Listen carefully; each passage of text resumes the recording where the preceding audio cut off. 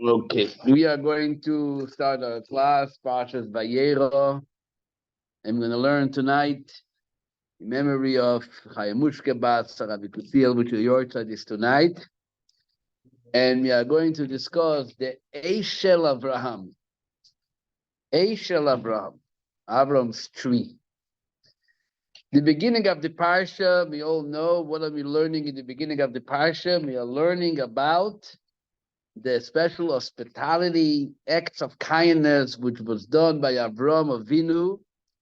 He was waiting for guests. He was running towards them once he saw them. He asked them to come into his tent, offered them water to wash their feet, and to rest under the tree, and bring them bread. And then he rushed to Sarah's tent, that she should get ready and do what she needs to do. And he himself went rushing toward the kettle, and he got Ishmael to go and to carry a nice behemoth, a nice cow, and he offered them delicacies. Rashi says that they had tongue. I guess tongue must be a delicacy for some, basically. And he was actually waiting and standing by them while they were getting ready, and while they were eating, he was watching them. The famous story of the visit of the angels, which is the chesed, the story of Avram's kindness. Avram had a famous tent. The Medrash says that his tent was in Beersheba and had 4 different entrances. So wherever one comes, from whatever direction you arrive, you can straight go into the tent without needing to circle around and find the entrance door. Did Sarah's tent have the same thing? Sarah's tent doesn't say. It says Avram's tent. He did all of that while he was still in pain. Heard from Exactly. He had the circumcision last week. That was 3 days. The very fact that Hashem came to see him, Rashi brings also that Hashem came to visit the sick. yes. Rashi says, Lishol bishlomo, to see how he's doing.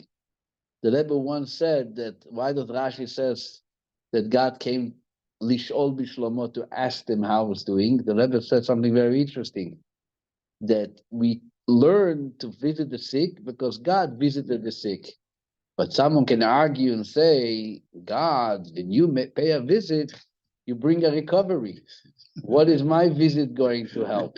I came in and nothing is going on. I can tell you, I was this morning doing the mitzvah of Bikur Cholim. There is in our community, those who want to visit them. Arnold fell last week, he broke his shoulder, and now he's here in Mission, which is on the corner of 156 and 24th. And he needs to go through therapy, with, for his broken shoulder. And I was there. And then the therapist came with the acupuncture, not acupuncture, whatever it's called. The people, the physical therapy came in to take care of him, and they had to help him to get into the therapy. And he was in a lot of pain to be able to move. And I couldn't see it. I couldn't watch him being in such pain. And I left. So what does it tell you?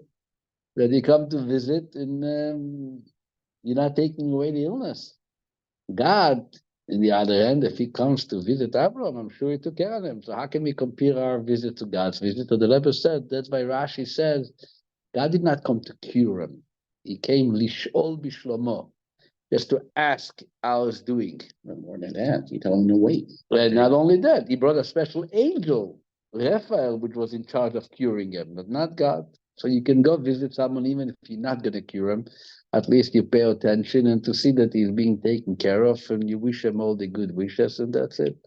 But it lightens the heart of those that don't feel well when people come. Exactly. So in a way, you are helping. Right. So this is the first story of kindness. Yet there is another story of kindness, which is later in the Parsha, and this is chapter 21, verse 32. Perek Chaf Aleph, Pasuk. This is after he made up with Avimelech. There was another incident that happened with Abraham, another challenge with his wife. and the shepherds were fighting, and they made up. And after all that, towards the end, it says in verse 30, um, um, 31, that the name of the city is Beersheba. Sheva comes from the word Shavua. They took an oath between Avram and Abimelech that they're going to be nice to each other. And then it says, verse 33, Vayita Eshel be'er Sheva. And Avram planted a Eshel in Be'er Sheva. We're going to see soon what Eshel exactly means. Vayikro Sham b'shem Hashem kev olam. And he proclaimed in the name of God, the God of the world. Vayogar Avram beretz Plishtim yomim rabim. And Avram dwelled in the land of Plishtim for many, many years. So this is what the verse says. What is Eshel? In the Talmud, Tractate Sota, page 10, the Talmud brings two opinions. Rabbi Yehuda and Rabbi Nehemiah, each one finds a different interpretation of the word Eshel. One opinion is Rish Lakish Amsari said that Eshel means a pardes. Melamed she'asa pardes v'nata ba kol minei megadim. Avram planted an orchard with all kinds of beautiful fruit trees. But not Eshel, the plant, Eshel. Eshel means, Rish Lakish says, pardes. Eshel means, Eshel can mean a tree. But here it doesn't mean a single tree, it means an orchard of nice trees which bring nice fruit. And the second opinion is that it was a pundak. A pundak is Like Italy. an inn, Like a motel. like a motel. And the Gemara says, if it says pardes, now it says vayita, he planted. Planting is a term in Hebrew which fits with an orchard. But a tent, pitching a tent, is not called vayita. And Rashi brings, the Talmud brings, there is a verse, vayita or alea pad. No, there is basically, Yeah, Lahatot Oel. there is verses in Tanakh which also associate pitching a tent with the word vayita. What kind of inn was it? So Rashi says there was an inn that the guests can actually stay over, and Rashi brings that the very word Eshel is also a Rashi Tevot. The acronym of the word Eshel. Aleph is Achila, eating. Shin is Shtiya, which in Hebrew means drinking. Lamed is Lina, which means sleeping or resting, or Leveya, which means escorting or following, or the guest who wants to leave. In other words, Rabbi Yehuda and Rabbi Nehemiah both learned that the Eshel served a purpose, and the purpose was to take care of the guest. Whether it was an orchard of fruit, or it was an inn. So this is the different opinions. What exactly did it serve? The obvious purpose of Avram was to be kind and help people, especially to the desert area, to be able to be supported with food. That's what people need when they come to a place like this. But as the Talmud says, and it's actually indicated in the verse, when it says in the same verse, Vayita Eshel be'er Sheva, Vayikra Sham b'shem Hashem kel olam. And he called the name of God there. So the Talmud tells us that the Eshel was actually serving a purpose, not just to serve food and support people physically, but also letting him know about God. Remember, Abraham, the father of monotheism, is looking to teach the world that there is a God in this world. And a part of this, to reach that goal, was to offer food. Like the Gemara says, Gdola legima shemekarevet. You sit with someone, you eat with them, you drink with them. That's an opportunity to draw closeness between one and the other, you know? And that's what Avram did. The Medrash actually goes on and says that when they were about to pay for the bill for eating, and Avram said, I don't need money. I want you to thank God for the food. They said, what do you mean, God? We know you. We know the food. He says, okay, if you want to really pay a bill. And he gave them a bill which was over their head, explaining that in the desert, no one will give you food like that. And obviously, at some point, they agreed to to bench. At least there was an opportunity, a chance for them to be informed and to be known, to learn about the existence of God. That was Avram's purpose. Vayikra Sham b'Shem Hashem Kel Olam.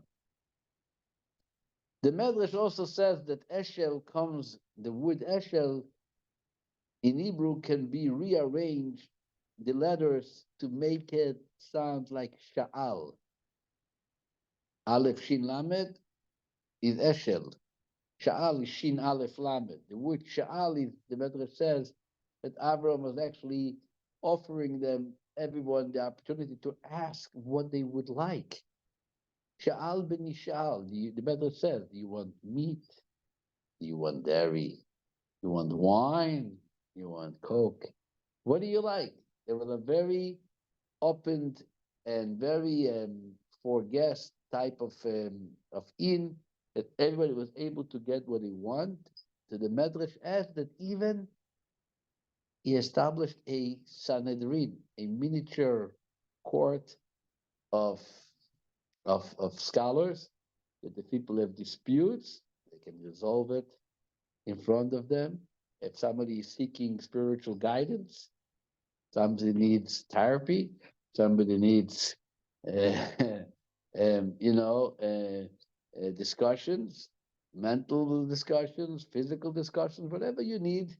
There are people sitting in the Eshel, and Avram was giving them all these different opportunities to be able to take care of their needs, which is very interesting, as the Rebbe points out, that usually for guests, you provide their minimal needs.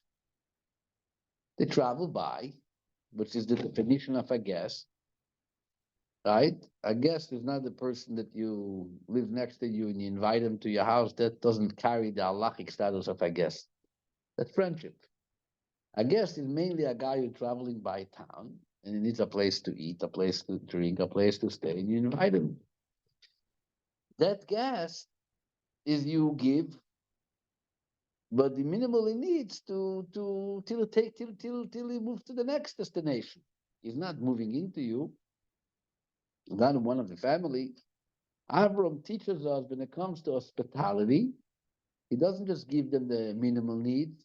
He provides those guests the extras, the unnecessary, the delicacies, the special care, things which they might not even have at home, they will receive by Avram. Which is a famous lesson that the Rebbe used to keep on emphasizing, that Avram's acts of kindness was not rationally motivated. Avram's commitment to God was always supernatural, meaning above the limitations of logic. He went the extra mile, what do they say in English? And therefore, what's the next story right after the Eshel? The next story in the Parsha, chapter 22, is the Akedah, the binding of Isaac, the famous story where Abram is going through the final and the last challenge to see if he's ready to give his own son over to be offered as an offering, as a sacrifice. Akedat Yitzchak. Why is the Akedat Yitzchak being placed in the Chumash right after the Eshel? Because both share the same common denominator. Eshel was acts of kindness, Lemaila mitam v'das, above any rational understanding. That's not what usually you are required or even expected or inspired to do to guests. This is much, much more that, if you look on a guest as your own child, then you probably would behave to him in that manner. But who is expecting you to look at your guest as your own child? It's not expected. It's not expected according to any philosophy of ethics. It's not expected. It's extra. But yet Avram did it because Avram's relationship to God and Avram's commitment to chesed, to charity, was never limited. What do I need to do? What am I expected to do? Avram was much stronger than that. It was a much deeper commitment that Avram personifies than any other idea of chesed that people have. That's why there's an expression in the Zohar. It is, by the way, a very interesting expression. One section of the Zohar is called Sefer HaBahir. HaBahir, section of Zohar. So Sefer HaBahir, the Zohar brings the following statement. God, as you know, also has its attributes of kindness, chesed, right? Hashem is also kind. How is he kind? He has a midah called midat chesed. He has his attribute of kindness. But the Zohar in Sefer HaBahir says, Amra midat chesed lifnei HaKadosh Baruch Hu, Ribono shel olam, yimod Avraham ba'olam. The attribute of kindness told God, Master of the world, from the time Avram is in the world, I am unemployed. I feel I have no job. Avram is doing everything. Avram is doing anything that is expected to do. Avram is doing it all. So that only gives you an understanding when we talk about Avram being chesed, what type of chesed it was. And this is not only by standing by his tent at the third day of circumcision and looking for guests and looking for people, even when he's in pain, like it was mentioned earlier from the Brit. But later in life, he goes and he builds an eshel. Eshel, that's the wood we call it. The Rebbe once said, you know what the gematria Vayita eshel? In Hebrew, every letter has a numerical value. Let's work at it together. Vayita eshel, Vav, Yud, 10, Tet, 9. so far. I is what, 14? 1 second, what are we holding so far? 24. Huh? 10, 6, and 9, 25. Huh? Then, 6, 9, 30. 19 plus 6 is 25. Very good. Ayin is What? Ayin 70. 70. So what are we holding now? 95, 95. Aleph, 96, Shin. 300. So what is that? 396. 396. Lamed. 30. What is that? 420. 426. So I heard it from the Rebbe myself. I was there. Shabbos Vayera Tafshin Mem Zayin, 1986. But the Rebbe said Vayita Eshel is the numerical value of 426. Bet Chabad.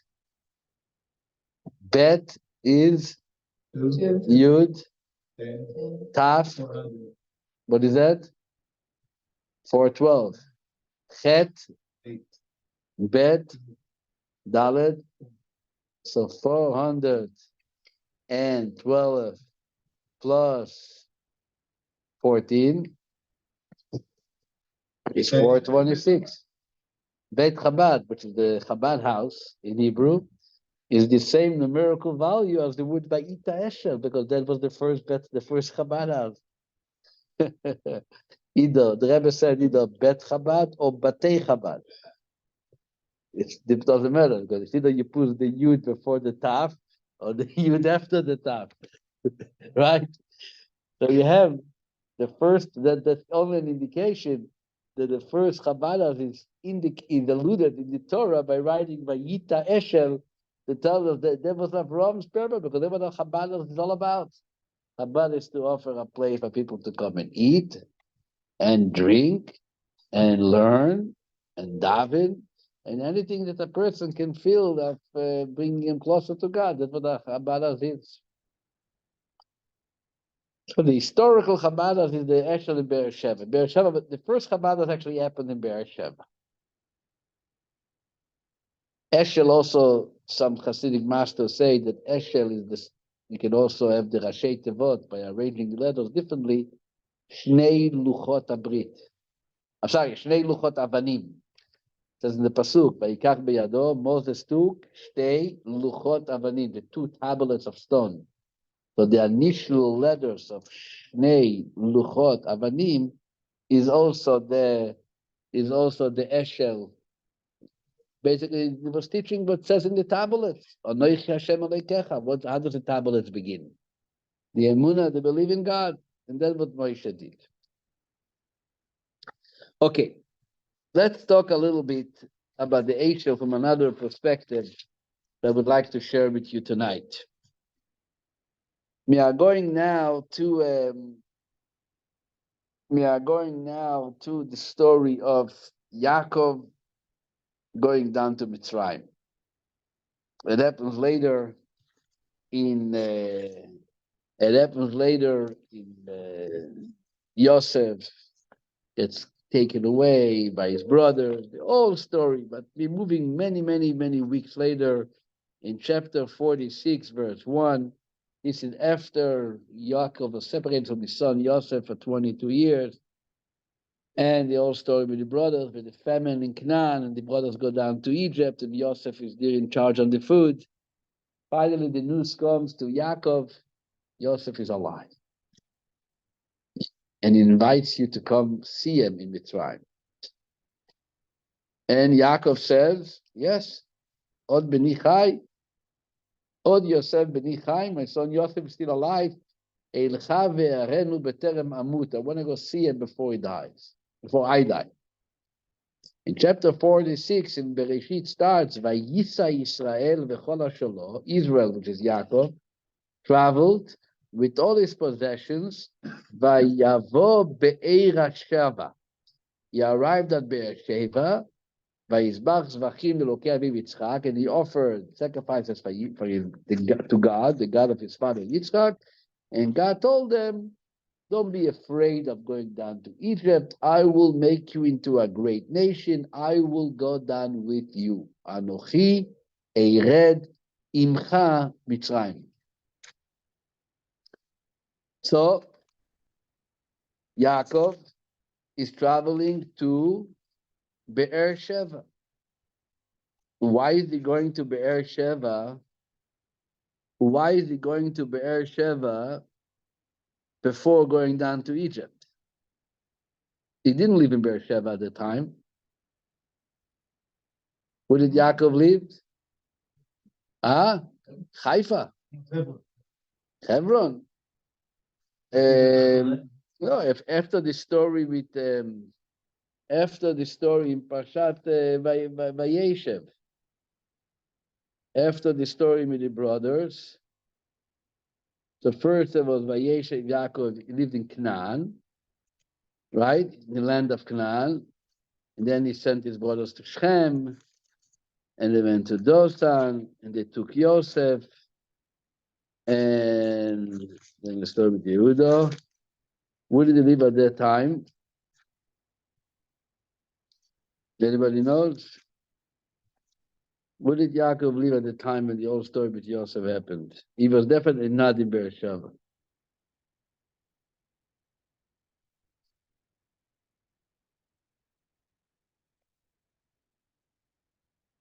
It says that he traveled to Be'er Sheva on his way to Mitzrayim. So he did not live in Be'er Sheva. Probably lived in Kfar Chabad.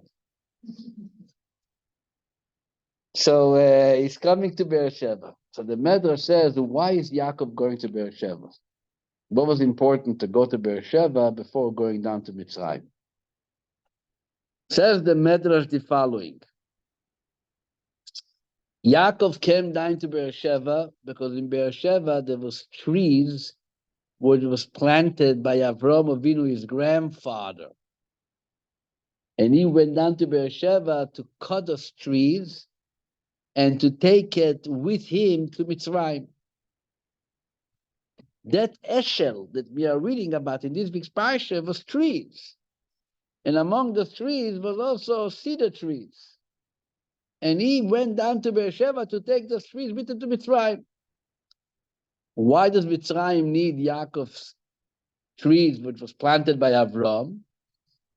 Says the Medrash, because later, when they came out of Mitzrayim, and God commanded them to build a Mishkan, so they needed to build a tabernacle, they needed wood.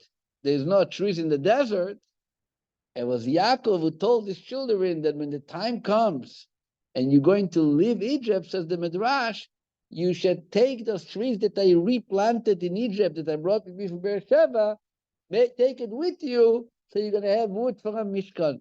A matter of fact, the Midrash comes out that they were constantly being comforted, knowing that at some point they're going to go out. And at some point they're going to actually be using those trees that Yaakov schlepped along from Israel. One of these trees was the Eshel. From that Eshel that the grandfather Abraham planted. So the Medrash says that Eshel specifically was used for the Briach HaTichon. It says that when they were putting the Mishkan, so they had to put like a piece of wood, right? Which went throughout the three walls, like a what do you call it? Like a support beam, which went through to the entire Mishkan in the center of the walls, and it kept the whole Mishkan together, right? והבריח התיכון בתוך הקרשים מבריח מהקצה לקצה, that's what it says in Parsha Bamidbar. That bריח התיכון, says the Midrash, that middle supporting beam, which kind of miraculously carved itself through the three walls of the Mishkan, right? It was a miracle. As the Midrash uses the expression, it carved itself like a snake into the Mishkan. That was used from that Eshel, the tree that Avraham planted in Beersheba. And Yaakov is making sure to go and to take the tree and to bring it with him to Mitzrayim, and later being taken out from Mitzrayim to the desert, so it becomes a part of the Mishkan. In other words, the sanctity of that Eshel became a Chabad, it became a synagogue, it became a place of service, of learning, lasted. It wasn't that forsaken and that's it, demolished and moved on. That was actually being recycled, so to speak, into the Mishkan. That became the Mishkan. That's what the Medrash says. So in Kabbalah, in Chassidut, and I'm going to go with you today a little bit into the Hasidic aspect of things, is a big discussion about this Eshel, especially the way it travels from Beersheba to Mitzrayim, and it becomes a part of God's home in the desert.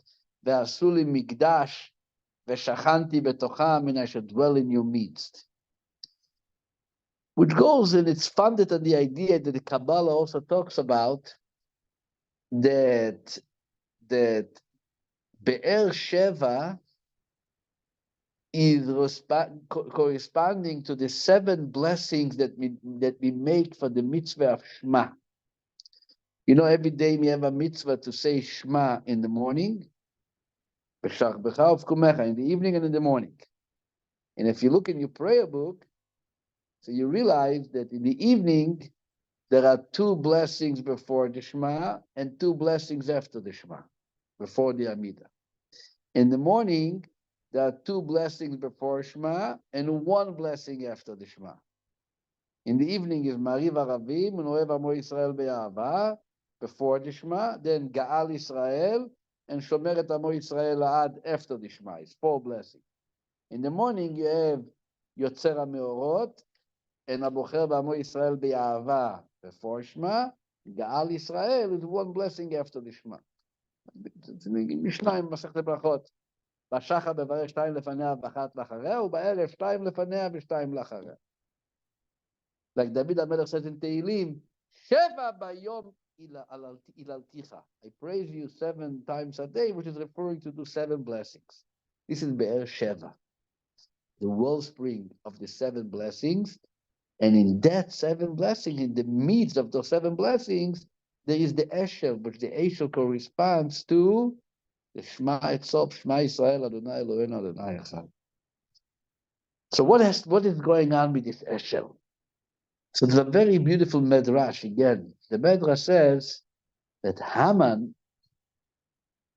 was told by Zeresh, his wife, to get rid of Mordechai. What did she say? Yasu etz gavoa 50 amah. Let's make a tall tree, 50 cubits high. We're going to hang Mordechai. Later it was transformed, and the very same tree was used to hang Haman, right? ויתלו את המן ואת 10 בניו על העץ אשר הכין למרדכי. But the Medrash says, when Haman was told, Yasu etz gavoa, let's make a big tree, Hashem said, Lo yeh etz. That tree is not gonna happen for Mordechai. Why, says the Medrash? Hashem says, because Avraham already used the tree.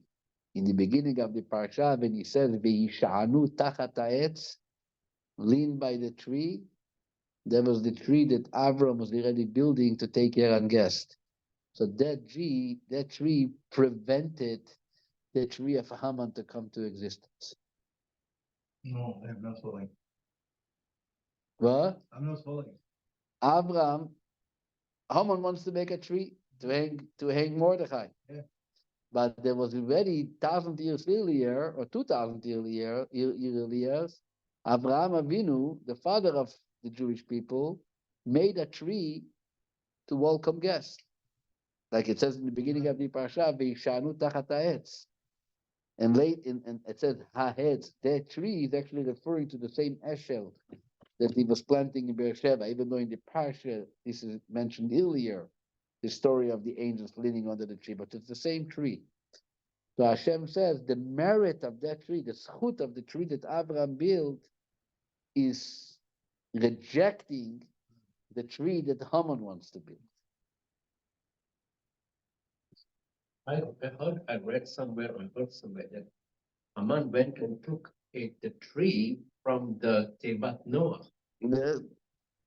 Maybe use some of the two. I don't know. This is the medrash which we learned about, the famous medrash that the medrash talks about, that not that he used it. Maybe he used the tree of Tevat Noach. It's possible, could be, but it's the merit, the zchut of having already a tree built by Avraham Avinu, a tree which is being used for the guests, the first set of guests, V'yisha'anu tachat ha'etz, and he tells the Malachim, Leida vayita eshev b'Beersheba vayikra sham b'shem Hashem kel olam. That tree prevented Haman to exercise his decree, his plan of hanging Mordechai on a tree. That's what the Medrash said. So basically, the idea of the tree, and not only that, it becomes the place to hang Haman, which means that the tree is nullifying the decree of Haman, and not only nullifying the decree of Haman, it becomes the place to get rid of Haman. So, in Chassidut, in Kabbalah, they give a very interesting insight to the tree, and why is it not called in the regular name? Usually a tree is called Etz. In Hebrew, it's called Eshel. Eshel is 3 letters, Aleph, Shin, and Lamed. So what I'm going to share with you is an insight of a Purim Hasidic discourse by the Rebbe, by the previous Rebbes. We talk about it a little bit to show how the Eshel represents the ultimate service to God, which that's why it can prevent you from the decree of Haman, and that's why it's associated even with the Shema, like we said, by the Eshel de Beersheva, the Eshel is among the 7 blessings of Shema. So now you're going to travel with me for a moment into the secret of Hebrew letters. Years ago, not too many years ago, those who remember, we have a class about the Hebrew alphabet. I think about a seven session class. We went through every letter, what the meaning of the letter, what the teaching of the letter, and what does it represent, according to traditional sources, including Kabbalah and Hasidut. So I'm not going to go into the whole discussion. I'm just going to talk about the Aleph and the Shin and the Lamed. In Hebrew, every word, every name is not just a random description, but it actually relates to that object, idea, named with that particular name. Okay? That's how it works in Hebrew. And there is, for example, the name Reuven. Reuven. That's why she called him Reuven. See, it's a son. Or even Adam, the first of people. Why was he called Adam? Done. Min Adama, he comes from the ground. So Hebrew names, Hebrew titles is not a random, idea of people. Let's call this table. Let us call chair. Let it call instead of calling it Twitter, we're going to call it X. This is not a game. This is everything has meaning related to The it. world was created by. But exactly because the world was created in Hebrew words, in Hebrew letters. And that's the wisdom of Adam and Abram and all the earlier sages to be able to assign things with names according to their essence, to their substance. The letter Aleph in Hebrew means teaching. Le'alef. Even in modern Hebrew, you train someone. Kelev me'ulaf, le'alef iver. You can train, you teach someone. It's called iluf. There's a verse in the book of Job. A'alafcha chokhmah. I will teach you chokhmah. A'alafcha binah. I will teach you wisdom. I will teach you understanding. So the word aleph means teaching. And especially Alefcha Chokhmah, Alefcha Binah means teaching to wisdom, teaching to understanding. That's what Aleph is.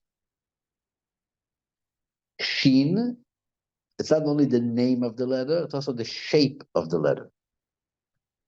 The way the letter Shin is shaped, it has 3 separate lines joined together with a bottom base, which holds the 3 together.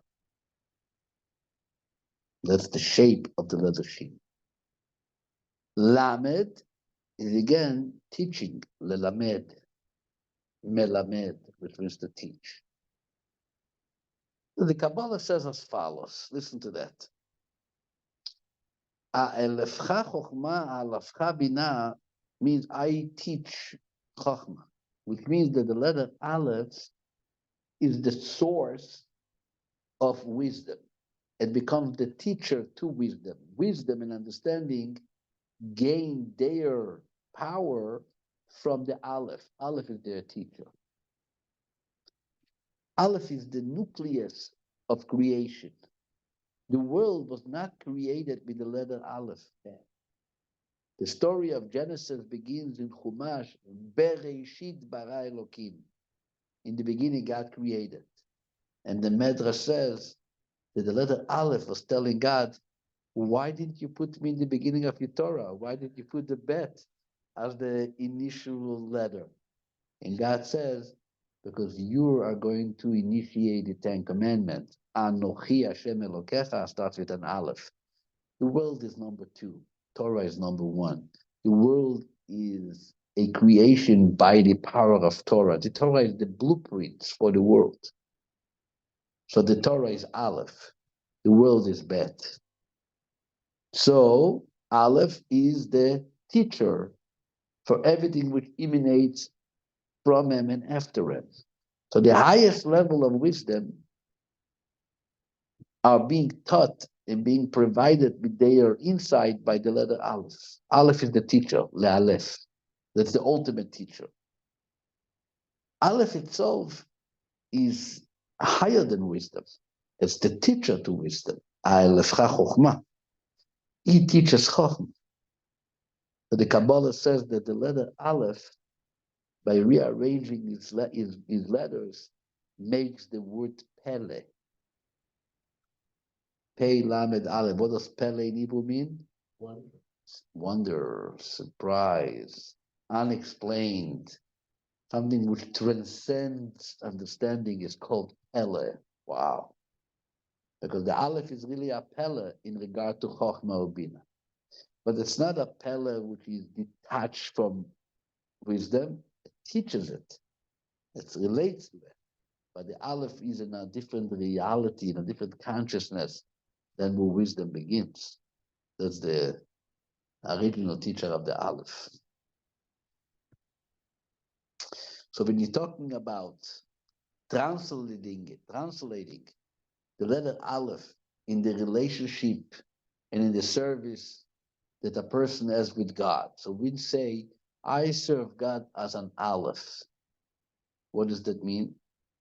That means I serve God in a relationship which transcends understanding. Lemala mitam vedat. That's called an Aleph relationship. Just like the Aleph transcends wisdom, so too your connection with God can be in an Aleph way, not according to my limitations. The world is already limited. The world is bet, but I am in an Aleph. Lemaila mitam vedat. It's an essential connection above nature. That's the Aleph.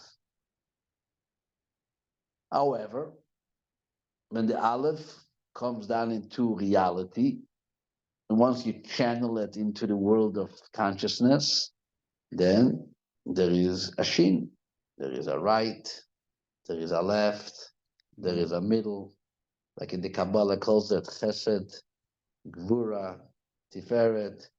You can't join them both together. Chesed is the opposite of Gvura. Like it says the famous expression, in one heart, you can't function simultaneously with both. Either you're in a state of love or in a state of reverence or in a state of severity, right? But there is a base on the shin which joins them together, which means when you bring in the aleph into your personal life, into the world of emanations, when they stand at their own right, they are separate.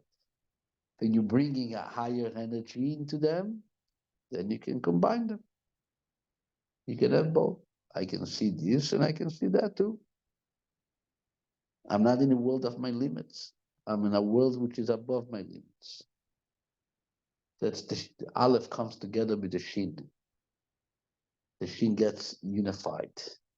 The separate entities become one because of they appreciate the superior energy over them called the aleph. So you have the aleph and you have the shin. But then comes lamed. Lamed is also a teacher, but it's not the teacher which is higher than wisdom. That's the common teacher which we refer to always in Tehillim or in Hebrew Mikol melamdai iskalti. You learn from everyone. Everybody becomes your teacher. Everybody becomes impacted by me, and I'm becoming a student of everything too. Everything teaches me something. With that, it really represents a level of teaching in relation to even your animal soul, your personal behavior, the practical life, the guidance to your practical life. How and what am I doing with my life? How am I following a way of life which is fitting with what God wants of me? So instead, the three levels: Aleph, Shin, Lamed. Aleph representing the light and the energy which is teaching the Chokhmah. Alepha Chokhmah. This is the level which transcends everything. This is a supernatural relationship to God above nature, above wisdom, right? Shin is really the broken, separated, segments of reality, but they become unified because of the Aleph. You bring in, you bring in the Aleph into your life. You bring in the Aleph into your life. But it doesn't remain there, but Lamed, it becomes your teacher and your guide into practical life. Sometimes it's very nice to know and to even appreciate great ideas, but it doesn't necessarily impact me physically. The famous example the Gemara always uses, Ganva pumachtarta rachamana karya. The thief, before breaking into the house, he prays God should help him to succeed in his stealing. And you wonder, hello, if you're praying to God, it means you believe there's a God. So you obviously can't do something which is against his will. So how do you do what you're doing? The answer is, I have an Aleph and I have a Shin, and it makes sense to me, and I love God and I believe in him. But I'm missing the Lamed. I can't really teach myself and train myself to follow practically and to internalize that what I know, that consciousness into my day-to-day life. Okay? This is a common challenge that great scholars, believers are being challenged with. And this is the Vayita Eshel. The Eshel is to make sure that the Aleph goes into the Shin, and the Shin ultimately has an impact to the Lamed, and then you call Hashem's name. So the Rebbe says as follows: Be'er Sheva is the 7 blessings of Shema. The Shema itself is the Eshel. How is the Shema the Eshel? Because the Shema is 2 verses into the Shema. The first verse of Shema is Shema Israel, Hashem Elokeinu, Hashem Echad. What does that mean? God is the only one. Everything is nullified to the higher consciousness of godliness. God is one. Everything is unified with him. The second verse is Baruch Shem Kevod Malchuto L'Olam Va'ed. Here you're talking about Malchut, and there's a Olam, there's a world, and you say that the name of God is integrated into the kingdom, into the world of creation. So it's 2 different elements. It's like Shema Israel is like the Aleph impacting the Shin. Baruch Shem Kvod Malchuto L'Olam Va'ed is already the Aleph and Shin are relating to the Lamed. It's not just that the world is nullified to God, but rather as God becomes a part of the world and he impacts the world. That's the Vayifta Eshel Be'er Sheva. You center the Shema in the Sheva, in the 7 blessings of the Shema. So when Haman wants to build a tree, and Hashem says, sorry, the tree is long gone. Avram already made a tree. Avram is the one who called my name. Avram is the one who introduced the unification of God into creation. And this is the center of the Mishkan. What's the Mishkan all about? The tabernacle is making a place for the dwelling of God. So how does the tabernacle getting erected? By bringing in that eshel that Avram was building, the Aleph Shin Lamed, right? The reality of godliness in creation, that becomes now the center of the Mishkan, which keeps the whole Mishkan together. B'riach HaTichon, העובר מן הקצה לקצה. And as Chassidus always says, if you look back to the Eichel, what does it say? Vayikra sham b'shem Hashem kel olam. He called in the name of God, kel olam. Chassidut says, it doesn't say kel aholam. It says kel olam. Kel haolam would have indicate there is a world and there is a God who dominates the world. Right? Kel haolam. But what is kel olam mean? God is one of the world. God is the reality of the world. There is nothing separated. Something is an existing entity called world, and God is dominating it, He's kind of controlling it. Kel olam means that the universe and the creation and everything is all reflecting godliness. It's one with them. That was the teaching of Avraham. This is Shema Yisrael, Hashem Elokeinu, Hashem Echad, Baruch Shem Kivod Malchuto Olam Va'ed. This is the two verses. This is what they teach. This is what those two verses teach. So now when you go back and you read this verse, Vayita Eshel B'Be'er Sheva, and you bring it together with what we started our class, that Eshel was an orchard and a place for hospitality and an inn, but it all represented Avram's commitment and service to God above nature, more than what he deserved. He gives the guest whatever. But that was Avram Avinu. Avram Avinu was the person, like we see in this Parsha, in the story of the Akedah, and in all other stories, that was Avram Avinu did. Avram Avinu was the one who introduced the world to God, introduced God to the world, and he brought about the unification of both of them. This is the Eichel. So the Eichel traveled from Beersheba to Egypt to Sinai until today.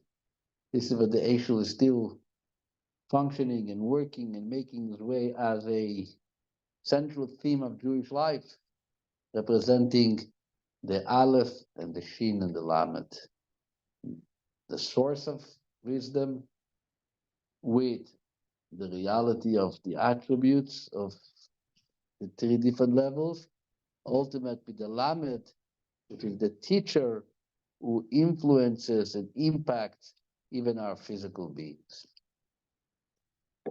Thank you very much. Thank you. Thank you. You learned something today? Yes, thank you, Rabbi. You're very welcome. I'm sure you enjoyed. Mhm.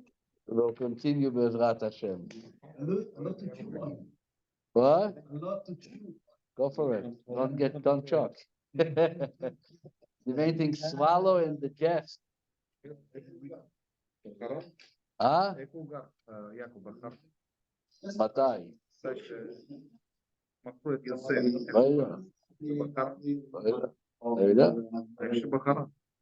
Okay, David Nomatov said that he lived in Haran. But was outside of it. You live? I think so. From Haran, it was to Oh, I thought you said you lived there. No, but Yeah. before you go to the Very good. Thank you, everybody. We'll see you next week. Laila Tov. All the best. Thank you. Only the